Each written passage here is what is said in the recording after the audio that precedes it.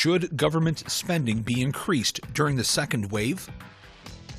That's a good question. I don't know exactly how much has been spent now, but I think they need to just spend, but the economy has to stay open and able to be able to do this. I think during a second wave, the government should analyze which economic sectors are affected most significantly, and it may be that they need to retool and focus more specifically on specific industries and sectors that are more hard hit. I think we need to know how much has already been spent, and I think we have to be informed about that before any kind of decisions about spending more money. I think we've spent a lot more money than everyone thinks we have. I think we're in a bit of a honeymoon phase right now, and I think people need to know if we are going to spend more money, how long is it going to take us to pay that back, and what does that mean? Because it doesn't come for free, doesn't grow on trees. The money is being spent, and it's got to get paid back. No, I think they've spent enough. Just try and get everything back to normal. The second wave, it'll keep happening, but it's not something that there's much you can do against.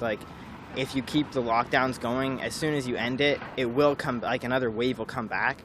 So until there's a vaccine, then more lockdowns won't really do anything because it's unsustainable. Again, that's a tough question. I'm a business owner, and I feel for what businesses are going through. I really feel for that. And we can't have, a majority or large numbers of small businesses shutting down. So if it's in the name of saving small businesses, there is going to be, the other side of this thing.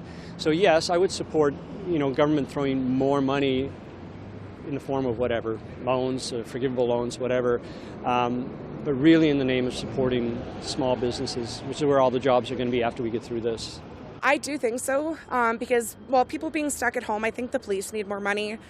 First responders definitely need more money. The money shouldn't be getting taken away from them because there's a pandemic. They still need their jobs. We still need them here for their protection, their services. So I do think that the government should be funding those more. In a way that kind of stimulates the economy because there's more money, you know what I mean? So there are more people, if people get more money from the government, people will be spending money because they have money, you know what I mean? If they don't have any money, they have nothing to spend, they're going to save it, you know what I mean?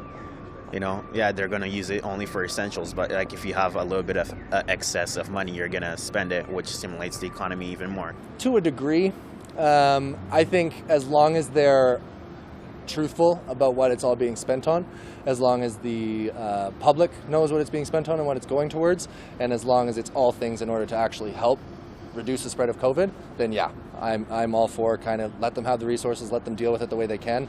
Look at New Zealand.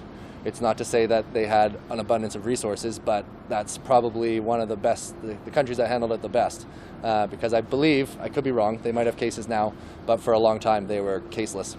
And they just shut down their borders and said no one in, no one out, because we're fine. No, I don't think so. I don't think so. Well, we're going to run out of dough.